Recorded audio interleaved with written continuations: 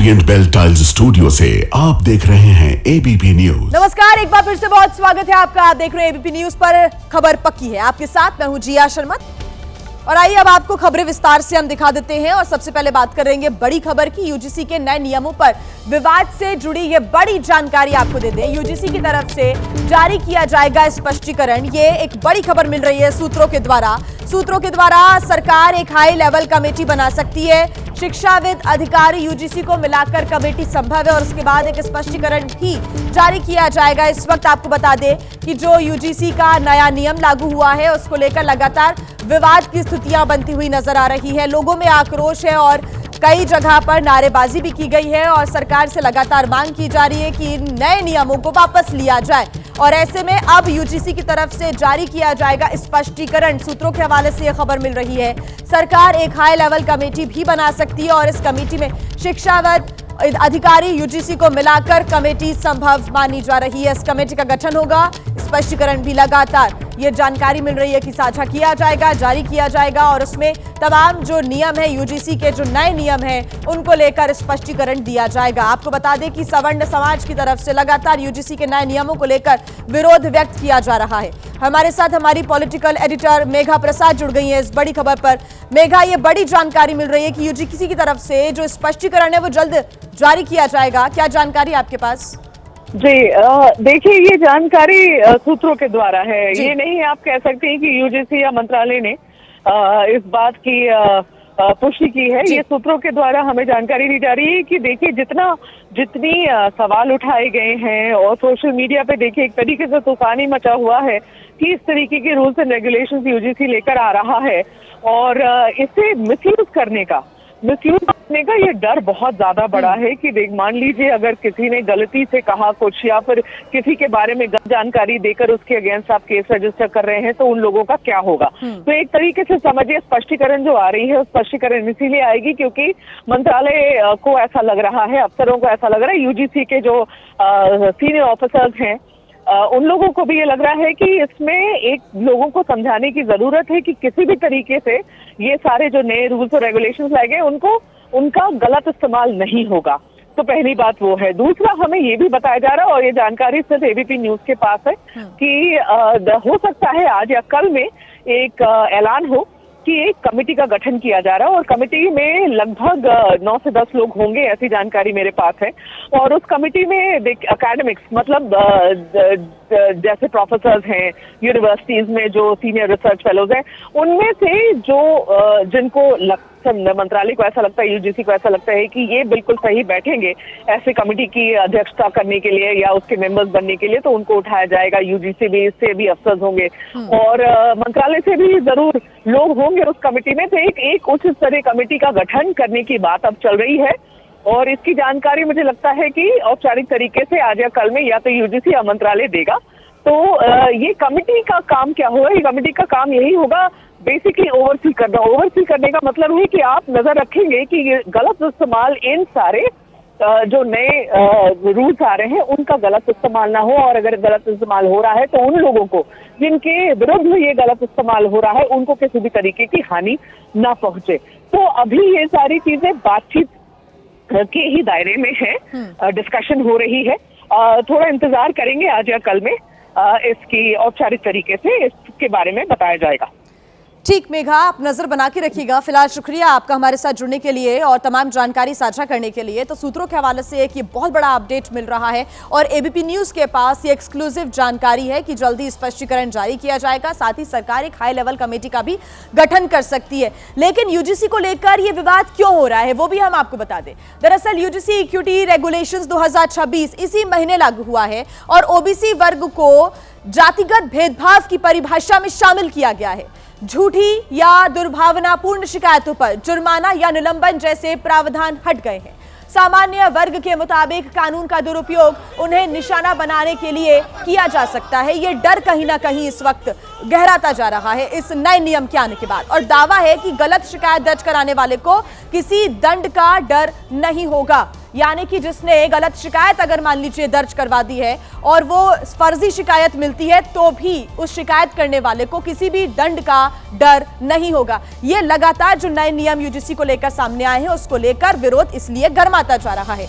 तो भाई एक और बड़ी खबर हम आपको बता दें, बरेली के सिटी मजिस्ट्रेट पद से इस्तीफा देने वाले पीसीएस अफसर अलंकार अग्निहोत्री को निलंबित कर दिया गया है। दरअसल सोमवार देर रात निलंबन का आदेश जारी हो गया था। अलंकार अग्निहोत्री अपने इस्तीफा और प्रशासन पर लगाए आरोपों पर इस वक्त भी अड़े हुए हैं और इसके बाद सुबह अलंकार अग्निहोत्री के घर जिला प्रशासन ने एक नोटिस भी भिजवा दिया है।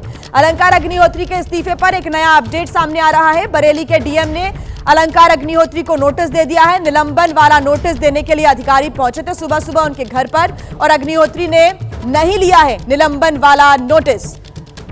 तो यूजीसी के जो नए नियम और शंकराचार्य का मामला, इसको लेकर अग्निहोत्री ने इस्तीफा दे दिया था, जिसके बाद से सियासत भी गरमाई। तमाम जो राजनीतिक प्रतिक्रियाएं हैं वो सामने आ रही हैं और इस बीच एक बड़ा अपडेट सामने आ रहा है। इस्तीफा देने वाले पीसीएस अफसर अलंकार अग्निहोत्री को निलंबित कर दिया गया है। ये सरकार की तरफ से कार्रवाई की गई है। सोमवार देर रात निलंबन का आदेश जारी हो गया था और अलंकार अग्निहोत्री अपने इस्तीफे और प्रशासन पर जो उन्होंने आरोप लगाए हैं उस पर वो अड़े हुए हैं।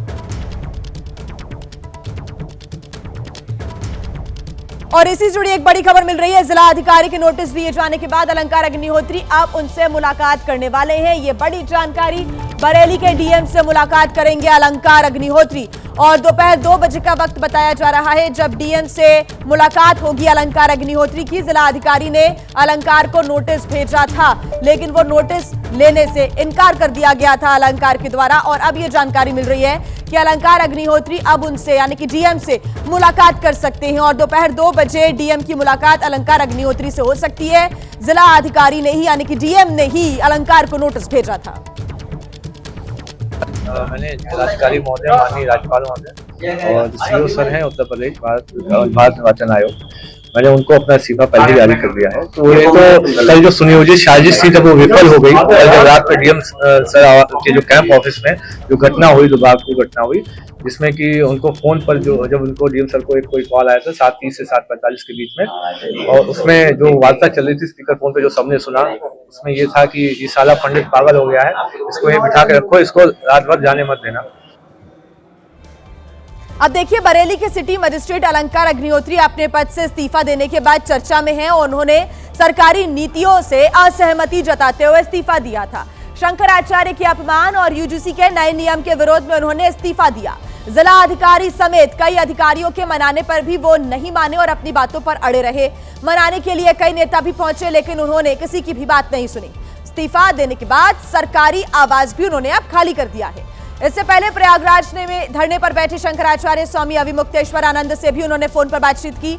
अलंकार अग्निहोत्री ने बरेली जिला प्रशासन पर गंभीर आरोप लगाए। बरेली प्रशासन पर 45 मिनट तक बंधक बनाने का आरोप भी लगाया और अग्निहोत्री का इस्तीफा स्वीकार नहीं किया गया। अलंकार अग्निहोत्री निलंबित किए गए हैं और अब जानकारी ये मिल रही है कि दोपहर 2 बजे जिन्होंने नोटिस भेजा था, जो जिला अधिकारी ने नोटिस भेजा था, उनसे मुलाकात भी दोपहर 2 बजे अलंकार अग्निहोत्री की हो सकती है। ये बड़ी जानकारी मिल रही है। इस मुलाकात के बाद क्या होता है इस पर नजर आएगी, लेकिन इस पूरे मामले को लेकर सियासत लगातार हो रही है। एक तरफ जहां विपक्ष इस पूरे मुद्दे को भुना रहा है और कई आरोप यहां पर सरकार पर लगाए जा रहे हैं कि सरकार धर्म विरोधी है, हिंदू धर्म का अपमान कर रही है। शंकराचार्य का मामला हो या फिर यूजीसी को लेकर जब सिटी मजिस्ट्रेट ने इस्तीफा दिया उसको लेकर लगातार विपक्ष सरकार को निशाने पर ले रहा है। दूसरी तरफ लगातार देखिए सरकार की तरफ से सफाई भी सामने आ रही है। अलंकार अग्निहोत्री ने बरेली जिला प्रशासन पर गंभीर आरोप लगाए। ये बड़ा दावा किया है उन्होंने कि बरेली प्रशासन ने इस्तीफे के बाद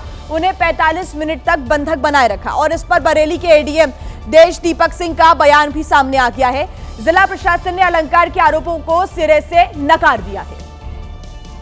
ऐसी कोई बात नहीं है, मतलब कोई बंधक बनाने जैसी कोई बात हुई ही नहीं थी। बेसिकली वो खुद में गए थे सबसे मिलने के लिए, अलंकार अग्निहोत्री जी जो यहाँ पर सिटी मजिस्ट्रेट हैं और हम तीनों एडीएम थे, एडीएम प्रशासन, एडीएम हमारे सिटी और कप्तान साहब, डीएम साहब, सब लोग थे और मतलब उनको कॉफ़ी भी पिलाई गई कॉफ़ी टेबल पर और उनका व्यू था कि नहीं हम साहब रोल बैक नहीं। बात ये हुई थी कि भाई आपको अगर कोई प्रेशर है किसी भी तरह को बताइए, जाकर के सो लीजिए। अगर तो आपको मेंटली कोई दिक्कत आ रही है 1-2 दिन टाइम ले लीजिए, छुट्टी चले जाइए। अगर आपको लगता है कि आपको कोई दिक्कत है 2-4 दिन छुट्टी ले लीजिए, लेकिन वो उस बात के लिए तैयार नहीं हुए और तो फिर उनको सौहार्दपूर्ण वातावरण में बात करके उनको वापस भेज दिया गया।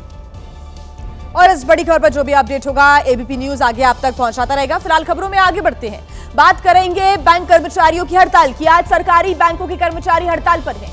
हफ्ते में सिर्फ 5 दिन काम की मांग को लेकर यह हड़ताल की गई है। मतलब कि ये कि लगातार चौथे दिन आज बैंक में कामकाज नहीं होगा। इससे पहले चौथे दिन शनिवार की छुट्टी थी और फिर रविवार को साप्ताहिक अवकाश और फिर 26 जनवरी की छुट्टी। United forum of bank unions की तरफ से देशव्यापी हड़ताल का ऐलान किया गया है। इसके चलते सार्वजनिक क्षेत्र के बैंक्स में ब्रांच से जुड़े कामकाज पर असर पड़ सकता है। यूनियनों का कहना है कि केंद्र सरकार और इंडियन बैंक एसोसिएशन से कई दौर की बातचीत के बावजूद कोई ठोस कदम नहीं उठाया गया, कोई फैसला नहीं लिया गया और इसके बाद हड़ताल का फैसला लिया गया। हालांकि यूपीआई, इंटरनेट बैंकिंग जैसी जो सुविधाएं हैं ऑनलाइन वो जारी रहेंगी, लेकिन एटीएम में कैश की उपलब्धता को लेकर दिक्कतों का सामना लोगों को करना पड़ सकता है, क्योंकि 4th सैटरडे की छुट्टी, संडे की छुट्टी, मंडे 26 जनवरी गणतंत्र दिवस की छुट्टी और आज हड़ताल के चलते भी कामकाज बैंक में नहीं हो रहा है। यानी कि बैंक का जो कार्य है उसमें दिक्कतें लोगों को देखनी पड़ सकती हैं। दिल्ली और मुंबई की तस्वीरें भी आप देख रहे हैं, जहां पर हड़ताल के चलते जो बैंक कर्मचारी हैं वो सड़कों पर उतरे और नारेबाजी यहां पर की गई है। मांग है कि हफ्ते में सिर्फ 5 दिन काम हो, ये मांग को लेकर सड़कों पर उतरे हैं बैंक कर्मचारी। यदि आप सरकारी बैंक में आज बैंकिंग के लिए जा रहे हैं, बैंक के कामकाज से जुड़े हुए काम के लिए बैंक के ब्रांच में जा रहे हैं, तो ये खबर आपके लिए है, क्योंकि आज सरकारी बैंकों की हड़ताल है। लगातार आज चौथा दिन है जब सरकारी बैंकों की हड़ताल है। 24 तारीख को इस महीने का चौथा शनिवार, 25 तारीख को रविवार, 26 तारीख को गणतंत्र दिवस होने के चलते बैंक बंद थे, लेकिन आज 27 तारीख को बैंक कर्मचारियों के हड़ताल के चलते सरकारी बैंक बंद हैं।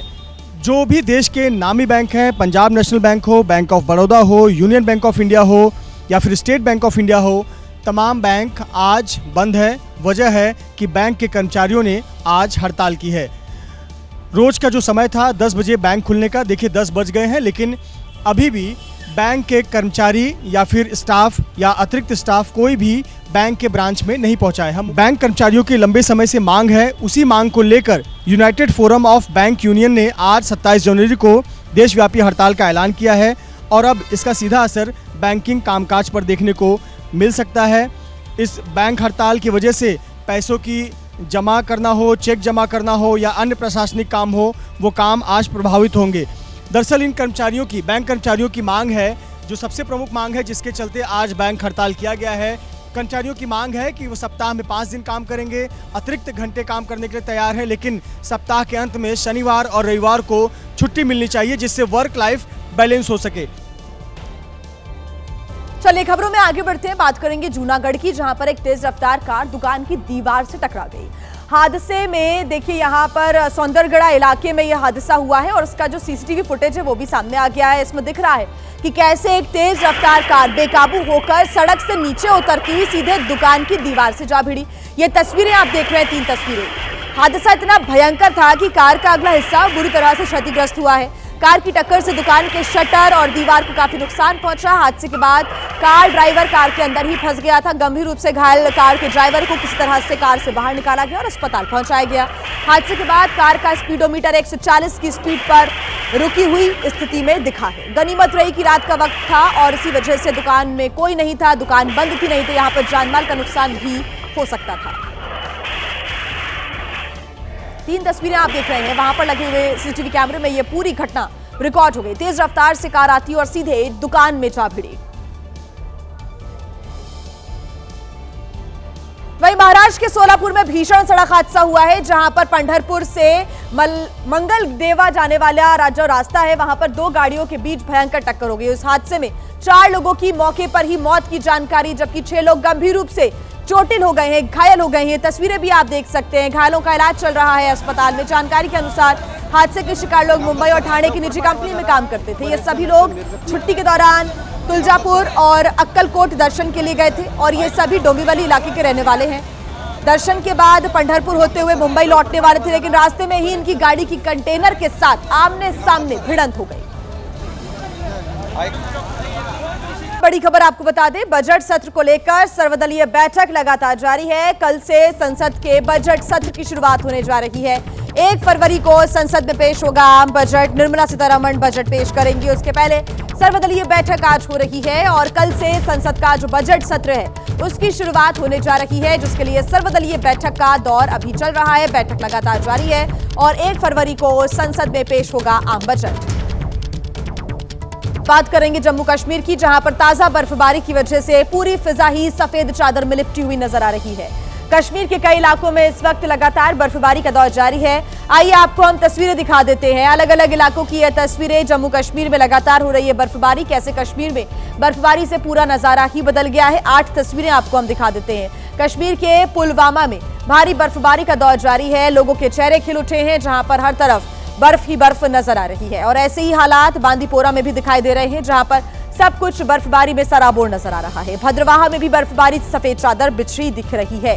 कांजीगुंडा की बात करें तो बर्फबारी से पूरी तस्वीर बदल गई है।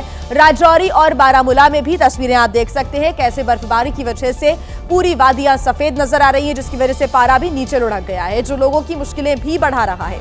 जबकि श्रीनगर और कुपवाड़ा में भी बर्फबारी की वजह से नजारा पूरी तरह से बदल गया। भारी बर्फबारी से लोगों के चेहरे खिल उठे। बच्चे और पर्यटक बर्फबारी के बीच मौज मस्ती कर रहे हैं। लगातार पारा गिरने की वजह से लोगों की मुश्किलें भी बढ़ रही हैं। और इस बीच एक बड़ी खबर हम आपको बता दें, बरेली सिटी मजिस्ट्रेट विवाद से जुड़ी है बड़ी जानकारी। धरने पर बैठे अलंकार अग्निहोत्री, ये बड़ी खबर मिल रही है। डीएम कार्यालय के गेट पर ही अलंकार अग्निहोत्री धरने पर बैठ गए हैं। बड़ी खबर इस वक्त हम आपको बता रहे हैं। मजिस्ट्रेट विवाद से जुड़ी हुई ये बड़ी जानकारी। बरेली सिटी मजिस्ट्रेट ने इस्तीफा दिया तो उसके बाद से लगातार जो विवाद है बढ़ता जा रहा है। सियासत इस पूरे मामले को लेकर लगातार हो रही है और अब जानकारी मिल रही है कि धरने पर बैठ गए हैं अलंकार अग्निहोत्री। निलंबन का जो नोटिस है वो भी उनको भेजा गया था, लेकिन उन्होंने ये नोटिस लेने से इनकार कर दिया। इसके पहले उन्होंने इस्तीफा दिया और उसके बाद अनुशासनहीनता के चलते कार्रवाई की गई और उन्हें निलंबित कर दिया गया सरकार की तरफ से। हालांकि जब उन्होंने इस्तीफा दिया तो तमाम जो अधिकारी हैं, नेता हैं, उनको मनाने की कोशिशों में जुटे हुए नजर आ रहे थे, लेकिन वो नहीं माने। अपनी बात पर वो अड़े रहे। बता दें कि यूजीसी के नए नियम और शंकराचार्य के अपमान को लेकर उन्होंने ये कदम उठाया था और उनकी एक तस्वीर भी सोशल मीडिया पर जमकर वायरल हुई थी, जिसमें उन्होंने लिखा हुआ था यूजीसी रोल बैक के लिए, यानी कि यूजीसी को जो नए नियम है उसको वापस लेने के लिए वो मांग कर रहे थे और उसको लेकर उन्होंने इस्तीफा दे दिया है, जिसके बाद से लगातार इस पूरे मामले को लेकर विवाद गहराता जा रहा है। और अब जानकारी है कि अलंकार अग्निहोत्री धरने पर बैठ गए हैं। डीएम कार्यालय के गेट पर धरने पर बैठे अलंकार।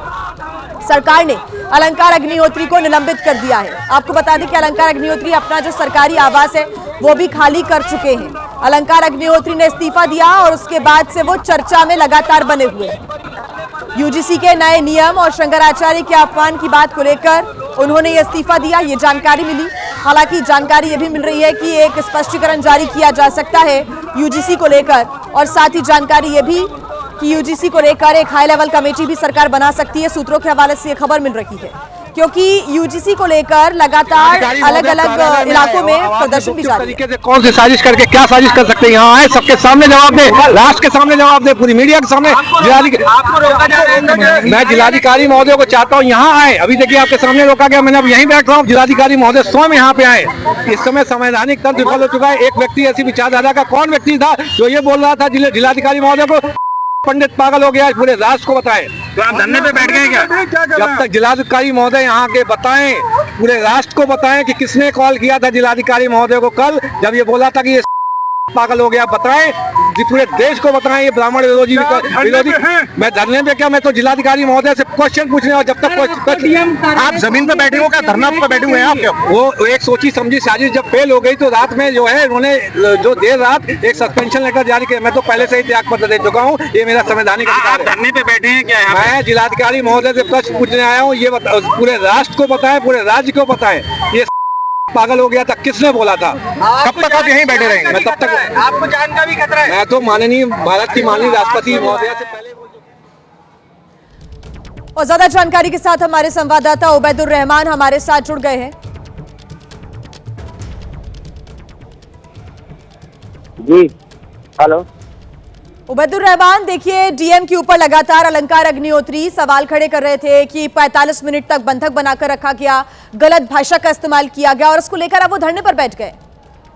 जी हाँ, जिलाधिकारी के कार्यालय का जो मुख्य गेट है उस पर धरने पर बैठ गए हैं अलंकार अग्निहोत्री और उनकी मांग ये है कि जब उनको, जैसा कि उनका आरोप है कि बंधक बनाया गया था और उस वक्त जो एक कॉल आई थी डीएम के पास और वो जो अपशब्द बोले गए थे, तो अलंकार अग्निहोत्री का कहना है कि जिलाधिकारी मिल करके ये बताएं कि आखिर वो कॉल किसकी थी, किस व्यक्ति का फोन आया था और पूरा जो प्रकरण है उसको लेकर के ये अब सरकारी आवास से अपने निकल करके जिलाधिकारी के कार्यालय के गेट पर आकर बैठ गए हैं। उनके साथ में कुछ उनके समर्थक भी हैं, कुछ ब्राह्मण समाज के नेता भी हैं जो लगातार रुक रुक कर उनके समर्थन में नारेबाजी कर रहे हैं। तो कुल मिलाकर के जो अग्निहोत्री का मामला है वो तूल पकड़ता चला जा रहा है और जो प्रशासन है वो कानून व्यवस्था को बनाने में लगा हुआ है। पुलिस जो है सरकारी आवास पर भी लगाई गई थी और वहां से जब जिलाधिकारी कार्यालय तक वो पैदल आए तो पुलिस फोर्स जो है वो साथ में था और अब जो गेट है, मुख्य गेट है जिलाधिकारी कार्यालय का, उस पर अग्निहोत्री धरने पर बैठे हुए हैं और उनकी लगातार यही मांग है कि जो उन्होंने आरोप लगाए हैं जिलाधिकारी पर, तो जिलाधिकारी उस मामले में आकर के उनसे बात करें और पूरी बात बताएं। वो ये चाहते हैं और यही वजह है कि जो अग्निहोत्री हैं वो कह रहे हैं कि वो रिजाइन कर चुके हैं, इस्तीफा दे चुके हैं, अब वो शामली भी नहीं जाएंगे। और उन्होंने गंभीर आरोप लगाए कि सरकार में ब्राह्मण समाज के लोगों पर अत्याचार हो रहा है और जो यूजीसी का मुद्दा है उस पर भी उसके विरोध में है, वो साथ ही साथ शंकराचार्य के समर्थन में है। तो जो उन्होंने अपनी मांगे रखी हैं, जो उन्होंने आरोप लगाए हैं, उसको लेकर के वो अडिग हैं और लगातार जो है वो धरने पर बैठे हुए हैं और उनके साथ में जो उनके समर्थक हैं वो भी नारेबाजी कर रहे हैं। तो अग्निहोत्री पीछे हटने को तैयार नहीं है, हालांकि थोड़ी देर पहले ही जिला प्रशासन की तरफ से उबैदुर रहमान, आप नजर बना के रखिएगा, आगे आपसे अपडेट्स हम लेते रहेंगे। फिलहाल शुक्रिया तमाम जानकारी के लिए। तो डीएम कार्यालय के गेट पर ही इस वक्त अलंकार अग्निहोत्री धरने पर बैठे हुए। उनका कहना है कि डीएम यहाँ पर आए और बातों का जिक्र करें जो कि वो लगातार गंभीर आरोप लगा रहे हैं और जब तक वो नहीं आते वो धरने से नहीं उठेंगे। बहरहाल खबरों में आगे बढ़ते हैं, बात करेंगे जम्मू कश्मीर की। ताजा बर्फबारी के बीच यहां कटरा से श्रीनगर जा रही वंदे भारत ट्रेन का खूबसूरत वीडियो इन दोनों सोशल मीडिया पर जमकर वायरल हो रहा है। बनिहाल से सामने आए इन नजारों में बर्फ से ढकी हुई ट्रेन यात्रियों को स्नोफॉल का यादगार अनुभव देती हुई नजर आ रही है। यह खूबसूरत तस्वीरें भी आप देख सकते हैं कैसे भारी बर्फबारी के बीच वंदे भारत रेलवे ट्रैक पर दौड़ती हुई दिख रही है और इसका खूबसूरत नजारा नजर आ रहा है, हर किसी के दिल को छू ले रहा है। यही वजह है कि बर्फबारी के बीच वंदे भारत की यह तस्वीर लोगों को खूब पसंद आ रही है और लोग इसकी जमकर तारीफ भी कर रहे हैं। वंदे भारत की यह तस्वीर आप देख रहे हैं, भारी बर्फबारी के बीच वंदे भारत दौड़ती हुई, ये भारत का नजारा है। अमूमन इस प्रकार के नज़ारे आपने स्विट्जरलैंड में देखे होंगे, अमेरिका में देखे होंगे, लेकिन वंदे भारत की ये खूबसूरत तस्वीरें लोगों को खूब पसंद आ रही हैं। वहीं देखिए जम्मू कश्मीर में भारी बर्फबारी का आलम यह हो गया है कि इसकी वजह से जम्मू श्रीनगर नेशनल हाईवे 44 को बंद करना पड़ा है। दरअसल भारी बर्फबारी की वजह से नवयुग टनल के पास बहुत ज्यादा बर्फ जमा हो गई है, इसकी वजह से रास्ता तक बंद हो गया है। हालात इस कदर यहां पर बिगड़ते हुए नजर आ रहे हैं कि मुगल रोड, एसएसजी रोड को पहले ही बंद कर दिया गया। लोगों को इन रास्तों पर यात्रा नहीं करने की सलाह दी जा रही है। तस्वीरें आप देख सकते हैं कैसे नवयुग टनल के आसपास भारी बर्फ नजर आ रही है। इसे हटाने की कोशिशें भी हो रही है, लेकिन बर्फ इतनी ज्यादा तादाद में गिरी है कि इसे हटाने में लंबा वक्त लग सकता है।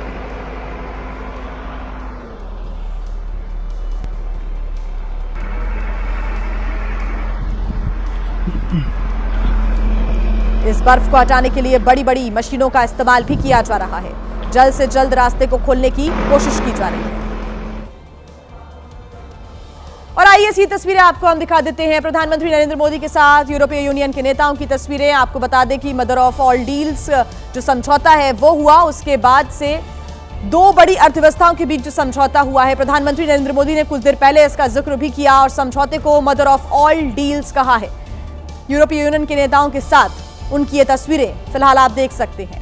यह समझौता वैश्विक जीडीपी का 25%। प्रधानमंत्री ने अपने संबोधन के दौरान ये बड़ी बातों का जिक्र किया है। भारत और यूरोपीय यूनियन साथ साथ, ऐसे में अमेरिका की तरफ से लगातार जो रुख है वो इसको लेकर ठीक या फिर कहें कि सकारात्मक सामने नहीं आया है। अमेरिका चिढ़ा हुआ है इस डील से। लेकिन भारत अपने विकास के लिए अग्रसर है और आगे बढ़ते हुए भारत और यूरोप अब एक साथ नजर आ रहे हैं। ग्लोबल पार्टनरशिप पर काम हो रहा है। प्रधानमंत्री ने अपने संबोधन में इन बड़ी बातों का जिक्र किया। कहा कि भारत की अर्थव्यवस्था लगातार बढ़ रही है और समझौते उसी तरफ किए जा रहे हैं जहां पर भारत का विकास, भारत की अर्थव्यवस्था और भी ज्यादा मजबूत हो। ट्रेड और ग्लोबल सप्लाई चेन को इस समझौते के बाद गति मिलने की पूरी उम्मीद है, संभावना है। तो mother of all deals, Bharat और यूरोपीय यूनियन के बीच ये एक जो बड़ी डील हुई है, बड़ा समझौता हुआ है। आबादी आपको हम बता रहे हैं, भारत की 140 करोड़ से ज्यादा की आबादी, तो वहीं यूरोपीय संघ की 45 करोड़ से ज्यादा की आबादी। भारत 4.2 ट्रिलियन डॉलर की अर्थव्यवस्था, तो वहीं यूरोपीय यूनियन 18 से 22 ट्रिलियन डॉलर की अर्थव्यवस्था। भारत यूरोप अब साथ साथ, भारत यहां पर देखिए कैसे फायदे का यहां पर सौदा भारत के लिए साबित होगा। यूरोपीय संघ को निवेश का मौका मिलेगा, भारत में ज्यादा निवेश आएंगे, जिसकी वजह से भारत की जो अर्थव्यवस्था है उसको और भी ज्यादा मजबूती मिलेगी।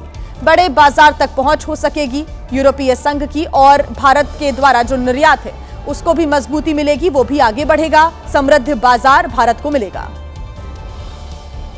भारत और यूरोपियन यूनियन के बीच एक बहुत बड़ा एग्रीमेंट हुआ है। दुनिया में लोग इसकी चर्चा मदर ऑफ ऑल डील्स के रूप में कर रहे हैं। ये समझौता भारत के 140 करोड़ लोगों और यूरोपीय देशों के करोड़ों लोगों के लिए बहुत बड़े अवसर लेकर आया है। ये दुनिया की दो बड़ी इकोनॉमीज के बीच तालमेल का एक शानदार उदाहरण बना है। ये समझौता ग्लोबल जीडीपी के करीब 25% और ग्लोबल ट्रेड के करीब 1/3 हिस्से को रिप्रेजेंट करता है। ये समझौता ट्रेड के साथ साथ डेमोक्रेसी और रूल ऑफ लॉ के प्रति हमारे शेयर्ड कमिटमेंट को भी सशक्त करता है। साथियों, ईयू के साथ हुआ ये फ्री ट्रेड एग्रीमेंट ब्रिटेन और एफ्टा समझौतों को भी कॉम्प्लीमेंट करेगा। इससे ट्रेड और ग्लोबल सप्लाई चेन दोनों को मजबूती मिलेगी।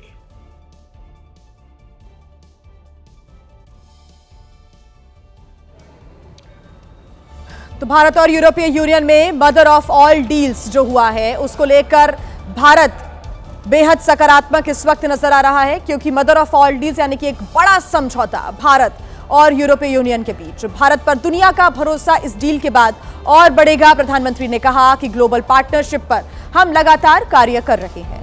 बात करेंगे जम्मू कश्मीर की, जहां पर जमकर बर्फबारी हो रही है और कश्मीर घाटी में ताजा बर्फ पड़ी है। सड़क और हवाई यातायात बर्फबारी की वजह से प्रभावित हुआ है। तो वहीं मौसम विभाग की माने तो अगले 24 घंटे के अंदर और भी बर्फ पड़ने की संभावना है। श्रीनगर से एबीपी न्यूज संवाददाता आसिफ कुरैशी की रिपोर्ट आपको दिखाते हैं। कश्मीर घाटी के लिए मौसम विभाग की भविष्यवाणी एक बार फिर सच साबित हुई और देर रात से ही पूरी कश्मीर घाटी में एक बार फिर से बर्फबारी का सिलसिला जारी है। श्रीनगर में इस समय बर्फ गिर रही है और तकरीबन 1.5 इंच के करीब जो बर्फ है वो जमीन पर बिछ गई है और लगातार आसमान से बर्फ भी गिर रही है, जिसके चलते हर तरफ देखे तो सफेद बर्फ की चादर ने पूरी घाटी को अपनी चपेट में ले लिया है। बर्फबारी के साथ ही जो दिक्कतें हैं वो भी पड़नी शुरू हो गई हैं। जम्मू श्रीनगर राष्ट्रीय राजमार्ग को एक बार फिर से यातायात के लिए बंद कर दिया गया है, जबकि हवाई सेवाएं भी बाधित हो गई है। आज सुबह चलने वाली 9 फ्लाइट्स को फिलहाल स्थगित कर दिया गया है, जबकि अन्य फ्लाइट्स के बारे में फैसला मौसम पर ही निर्भर होगा।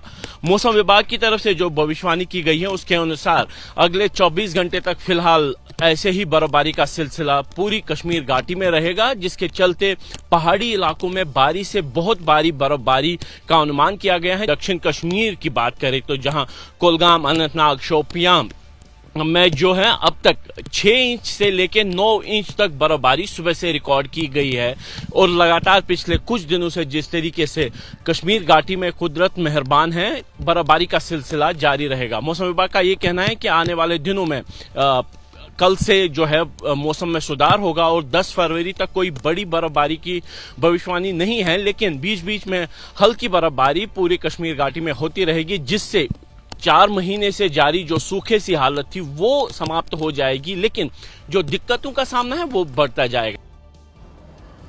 तो वहीं हिमाचल प्रदेश में भी कई स्थानों पर जमकर बर्फ पड़ रही है। मनाली में भी बर्फबारी का पर्यटक खूब लुत्फ उठा रहे हैं। एबीपी न्यूज संवाददाता सचिन कुमार की रिपोर्ट आपको दिखाते हैं।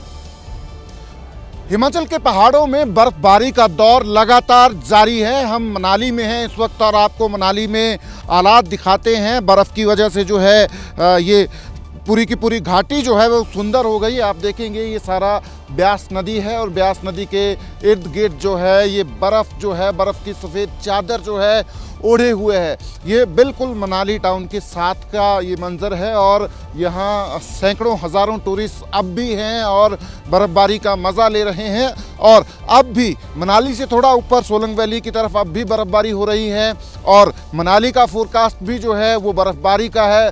लगातार बर्फ़बारी का दौर जो है जारी है। देखेंगे चारों तरफ पहाड़ जो हैं बर्फ़ से ढके हुए हैं।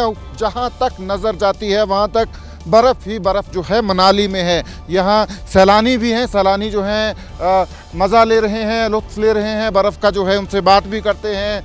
ये तमाम लोग जो हैं क्या नाम है आपका?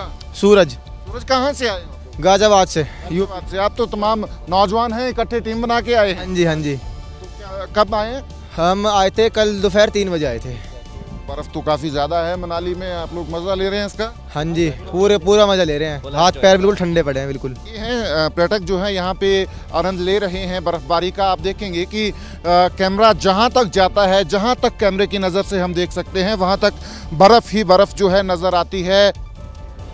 अब देखिए, एक तरफ पहाड़ी इलाकों में भारी बर्फबारी हो रही है तो दूसरी तरफ राजस्थान के सीकर और महाराष्ट्र के भिवंडी में भारी बारिश से लोग हैरत में पड़ गए हैं। यहाँ पर हुई तेज बारिश की वजह से कुछ ही देर में शहर के कुछ इलाकों में तो जलभराव का संकट बनता नजर आया और लोग इससे खासे परेशान नजर आ रहे हैं। 2 तस्वीरें भी हम आपको दिखा रहे हैं। तस्वीरों में आप देख सकते हैं कैसे महाराष्ट्र के भिवंडी इलाके में भारी बारिश के बाद पूरे शहर की रफ्तार पर ब्रेक लग गया। रास्तों पर पानी भर गया, लोगों ने खुद को घरों में कैद कर लिया। दूसरी तस्वीर है राजस्थान के सीकर की, जहां पर सुबह से हुई तेज बारिश की वजह से रास्ते सुनसान पड़ गए।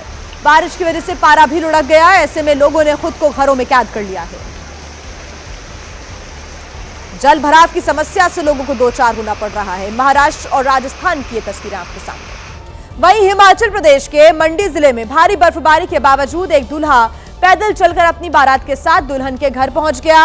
सराज क्षेत्र में सड़कें बंद हैं और इसी वजह से बिजली गुल भी है और इस कारण दूल्हा गीतेश ठाकुर 7 किलोमीटर पैदल चलकर ही बैचड़ी पहुंच गया, जहां पर सीमित बारातियों के साथ अंधेरे में विवाह की रस्मों को पूरा किया गया। तस्वीरें भी सामने आई हैं। दूल्हे के पिता ने बर्फबारी को शुभ संकेत बताया है और ये शादी कठिन हालातों के बाद भी यादगार बनी।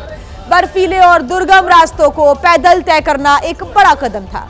दरअसल बुनालीधार इलाके के गीतेश ठाकुर का विवाह 24 जनवरी को होना तय था। इससे एक दिन पहले 23 जनवरी को सराज क्षेत्र में भारी हिमपात हुआ और उसके कारण सड़कें बंद हो गई। इलाके में ब्लैकआउट हो गया। सड़क बंद होने की वजह से परिवार ने पैदल ही बारात ले जाने का फैसला किया। जहां पहले करीब 100 लोगों की बारात जानी थी, वहां पर इस मौसम की मार के चलते केवल 20 करीबी रिश्तेदार ही बारात में शामिल हो सके।